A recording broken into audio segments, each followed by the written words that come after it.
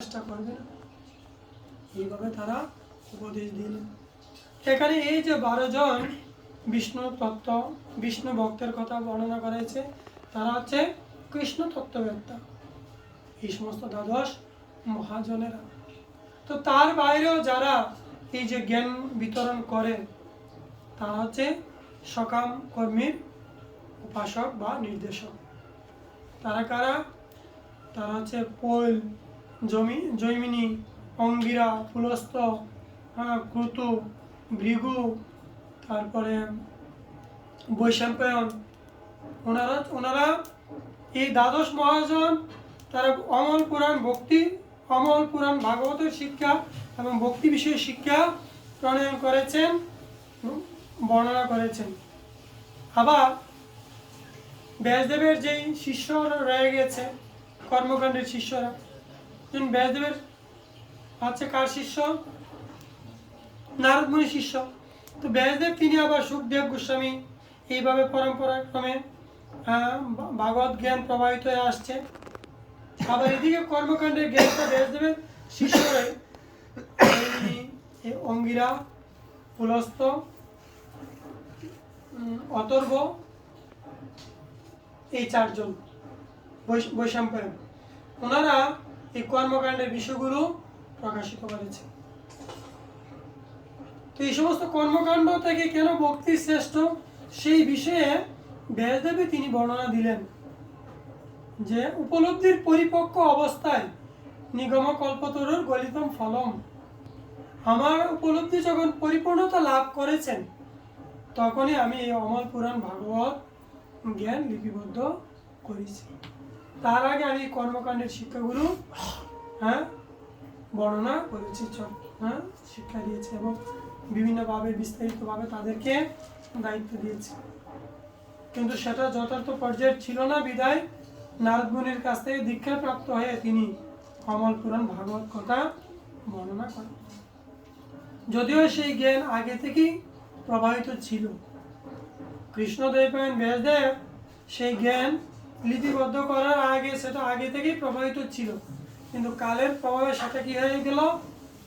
নষ্ট হয়ে গেল। কেন নষ্ট হয়ে গেল? তো একবার শ্রমিক ঋষির আশ্রমে কিছু মুনি ঋষিরা অবস্থান করছিলেন। কেন? এই জগতে খরা হয়েছিল, খরার কারণে ফসলাদি উৎপাদন হচ্ছিল না। তখন এই খরার সময় মানুষ অনেকে না খেয়ে মারা যাচ্ছিল। সেই সময় কিছু মুনি ঋষিরা এই শ্রমিক ঋষির আশ্রমে অবস্থান করছিল। শ্রমিক ঋষি তিনি যুগ বলে তিনি শস্য উৎপাদন করতে পারতেন এবং তাদেরকে সেই খাদ্য দ্রব্য দিয়ে তাদের সেবা সম্পাদন করেছিলেন। তো এক সময় বৃষ্টি হয়, জগতে ফসলাদি উৎপন্ন হয়, জগৎ যখন শস্য দিয়ে পরিপূর্ণ হয়ে যায় তখন এই ঋষিরা বলছে যে আমরা এখন চলে যাই। বলছে না, আর কটা দিন থাকুন। তারা চিন্তা করছে বিপদের সময় তার কাছে এসেছি, এখন তার কথা অমান্য করে যায় কিভাবে, আর কিছুদিন থেকে গেল। আবার যখন বলছে আমরা এখন যাই, বলছে আর কিছুদিন থাকুন। এইভাবে যতবারই বলে চলে যাওয়ার জন্য, তো উনি বলে যে না, কিভাবে আর কিছুদিন থাকুন। তো কিভাবে তাদের এই আশ্রম ত্যাগ করবে, এই করে একটা তারা চিন্তা করছে।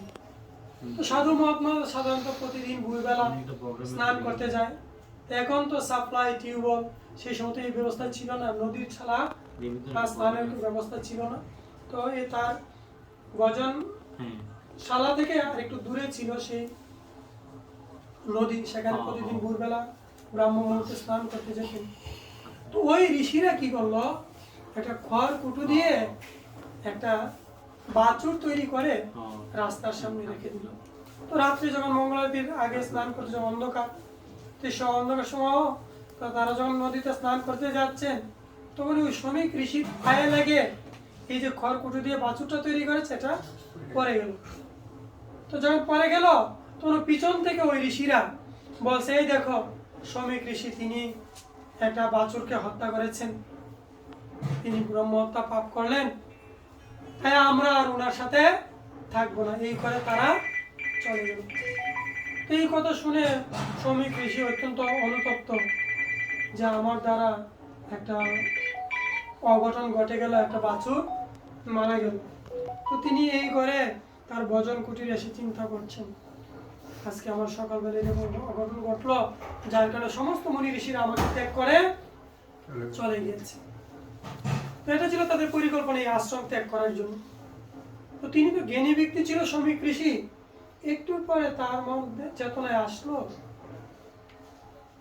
যে আমার পায়ে লেগে একটা বাছুর কিভাবে মারা যায়,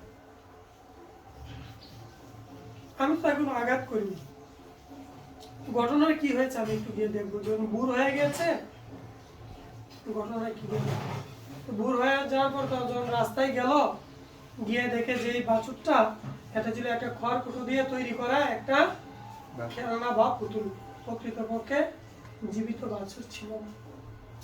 এই দৃশ্যটা দেখে তিনি তখন অত্যন্ত অসন্তুষ্ট হন যে এরকম ঋষিরা আমার সাথে এই ধরনের প্রতারণা করলো। হ্যাঁ, তাই আমি আজকে অভিশাপ দিচ্ছি যে এই মুনি ঋষিদের সমস্ত জ্ঞান নষ্ট হয়ে যাবে, তাদের হৃদয়ে কোনো দিব্য জ্ঞান থাকবে না। তো যে কথা সে অভিশাপ দিয়ে গেলেন, সমস্ত জ্ঞান নষ্ট হয়ে গেল। তো এখন জ্ঞান নষ্ট হয়ে মানে কি, এই জগতে যে দিব্য জ্ঞান নাই, জগৎ পরিচালিত হবে কিভাবে? রাষ্ট্রে যদি সংবিধান না থাকে তাহলে রাষ্ট্র পরিচালিত হবে, সমস্ত বিশৃঙ্খলা দেখা দিবে। যেহেতু তিনি অভিশাপ দিয়েছে সমস্ত মুনি ঋষি, তিনি একজন ছিল মুনি, তো তার হৃদয়ের সমস্ত জ্ঞানও নষ্ট হয়ে গেল। এখন জ্ঞান নেই, কি হবে পরিস্থিতি এই জগতে? তখন ভগবান তিনি সেই কৃষ্ণদ্বৈপায়ন ব্যাসদেবের